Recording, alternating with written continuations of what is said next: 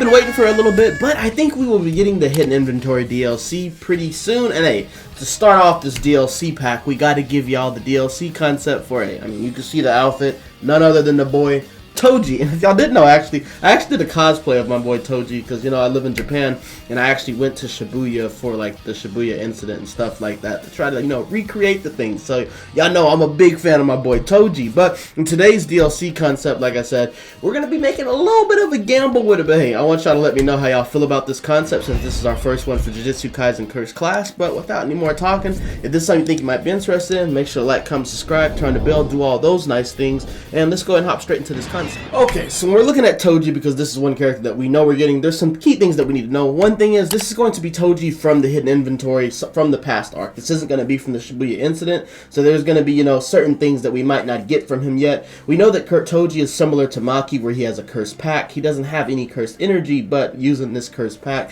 he has superhuman strength and things like that. And one of the things that was pretty key about Toji was how fast he was. He was fast enough to even overwhelm Gojo to the point where he needed to destroy buildings to get an open view of him to see where he's at. And I think in this game he'll have a similar gauge to Maki, where it's like, you know, like kind of like a physical gauge instead of just a curse gauge. So when we actually look at his basic auto combo, I think he'll utilize the split soul katana and he'll finish with a slash that, you know, deals some damage. I think if you hold down for the joint strike, I think that he'll use Playful Cloud to knock the enemy into the air. But this is going to be like a teleport. Since we know that, like, in the fighting with Toji, he did a lot of teleporting and appearing in certain spots. I think he'll teleport and knock you in the air with the Playful Cloud. When we actually look at his extraction techniques, the wire triangle, I think this is going to be Heavenly Pack high-speed movement if you just press it normally, which is basically just going to be like a very fast dodge, but that can allow you to either go to the left, to the right, or to the back, or if you have it locked onto an enemy, you can actually appear behind an enemy, kind of like how he did with Gojo when he stabbed him in the back. I think this would be very good with Toji since we know that he moves very fast. If you hold down, I think this will change to a assassination strike, which is basically going to be the exact move he used on Gojo when he teleported behind him and stabbed him in the back. And I think that he'll just use a normal combat knife for this one, and I think this one would actually be able to pair into combos. We actually look at his B or circle extraction technique. I think one ranged move they could give him is just a pistol blast, and I think he just pulls out a pistol and just shoots. I think this will work similar to Hanami's Cursed Bud one that he does, and also similar to Maki where she just throws out the blade. This would just be your basic range strike, just, you know, interrupt the combo or something like that.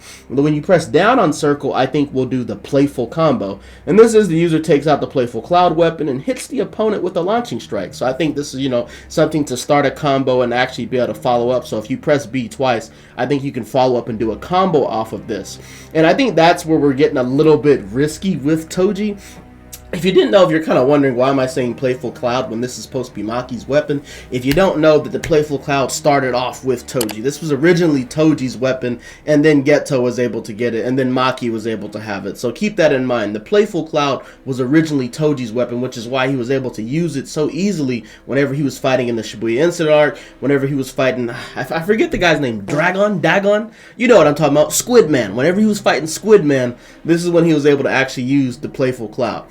We move over to the curse techniques. These are where things get a little bit interesting. The first one, so the R1 or RB is going to be the Curse Tool Inverted Spear of Heaven. And the user pulls out an inverted spear and has a basic new auto combo. This deals damage with basic melee strikes. While the weapon is equipped, this drains your meter. So this is, I think, going to work similar to Yuta's technique. Instead of coating your blade with curse energy, you just pull out the inverted spear. And since we know that the inverted spear can nullify curse techniques, I think this is going to deal damage with every strike, which I think would be pretty interesting.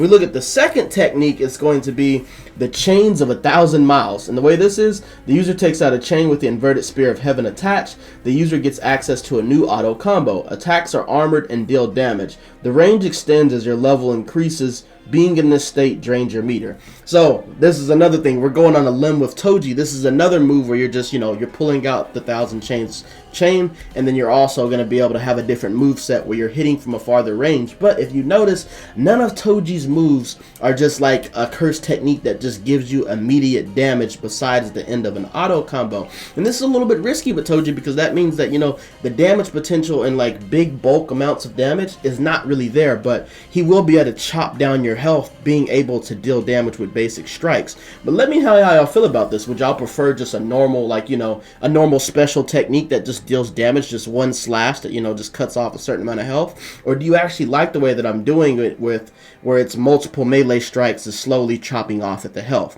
And when we finish these things out with the DLC concept, I think his potential technique, the first one will be Heavenly Pact, which, you know, just gives him the different meter like Maki. The second one is going to be interesting, which is Bloodthirsty. And I think this one is when you achieve level 3, after any kill. And this is just, you know, tying into Toji as being a character of, you know, hey, whenever he killed Gojo and he thought he killed Gojo, he had that look on his face like he was enjoying this. This was fun for him. And we look at the next one, it's going to be Relentless. And while in level 3, dodges go a farther distance, movement speed is increased, and the high speed movement technique activates faster. So this basically means the extraction technique, the Heavenly Pact movement is going to move even quicker when you're in level 3. And I think this is just pretty crazy, being able to get to level 3 automatically after killing somebody. This is going to make Toji very much a game changer, which is going to make up for him not being able to deal damage very much in the beginning. But being able to kill somebody and get level 3 is going to allow him to easily pop his Awakening technique, which is, when we move over to that, the Awakening attack I think is going to be a cinematic move. I think it's going to be just like what he used to take down Gojo whenever he was slashed him up and then he put the knife in his forehead. I think that's how this is going to work. As far as his joint attack, so his actual animation for the joint attack, I think it'll just be like what he did with Gojo also, where he appears behind them and stabs them in the back, but also after he stabs them, he'll maybe like kick them or maybe slash up their back. Multiple strikes, something like that. And I also think we'll get some outfit variations. So since we won't be getting the actual Shibuya arc version of Toji, I think we can get that outfit and also, you know, just some things like that. But let me know how y'all feel about my Toji concept. So like I said, yeah, this is a character that's not going to deal damage like highly from just small strikes, but it's going to build up and he's going to continually be a problem as the match goes on. And he's not easy to touch because he moves quickly and he has very versatile ways of fighting. He can fight you close, he can fight you range, depending on which curse technique you use. But let me know what y'all think about this concept, man, and we'll also be doing Young Geto and Young Gojo as long as we can get that out before the actual DLC releases. But hey, man, I appreciate y'all, man, and I appreciate all the support y'all been giving me. But let me know how y'all feel about this, and I'm gonna see y'all in the next video. We out.